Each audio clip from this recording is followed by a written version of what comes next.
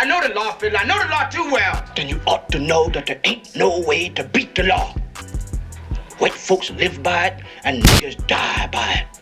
The fact that we have Black artisans, the fact that Black identity is under fire, and you haven't seen one Black billionaire say anything about an initiative or even a desire to create an initiative to support this, to challenge it, etc., should trouble you. You see, the thing about the whole billionaire thing is that when you are a billionaire, you have more money than you know what to do with. That's not like a figure of speech. It's an actual thing. You have enough money than some countries possess.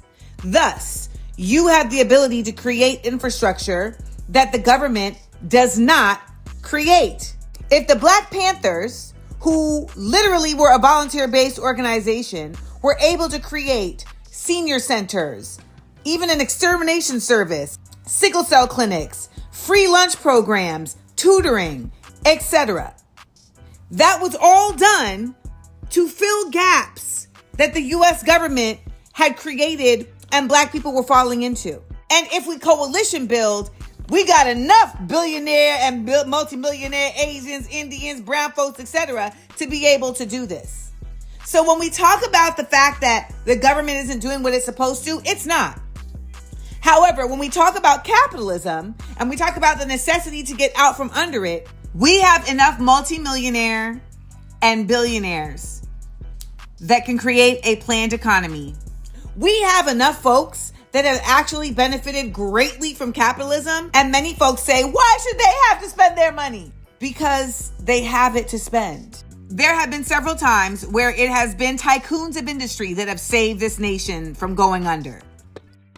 It's folks connect back in the building. And I 1,000% wholeheartedly agree with Amanda Seals on this subject. This is something that has been bothering me for years.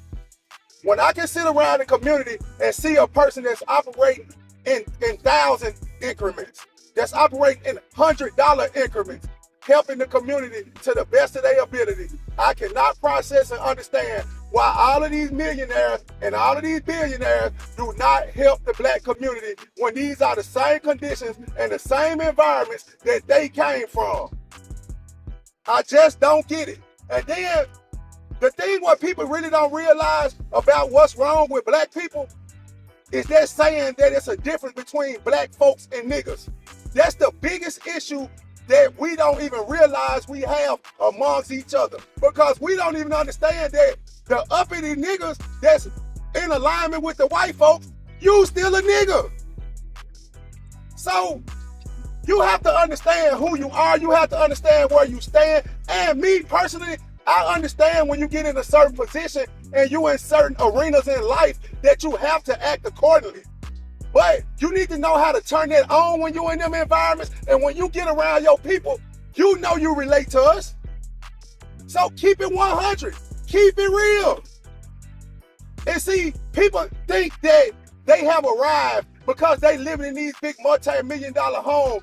And that's another problem I see. Why you gotta go and get the $20 million home when you could have got the $10 million home? It ain't gonna be that much of a difference. You still gonna be living in luxury. You still can have what you want.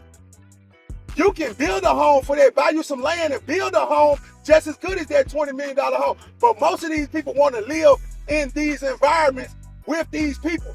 That's why I salute Boosie. Boosie built his own compound. He bought the land and he went from there. But when you see a lot of these Black people, they want to say that they live next door and they live in the same neighborhood as the elites. But I can't understand or wrap my mind around why do we have so many millionaires, so many Black billionaires that's not willing to help our people. And like she said, we saw it done with the Black Panthers. We even saw it done with the Vice Lords and the Gangster Disciples. If you go back and check your history. And then we look at people like Fred Hampton.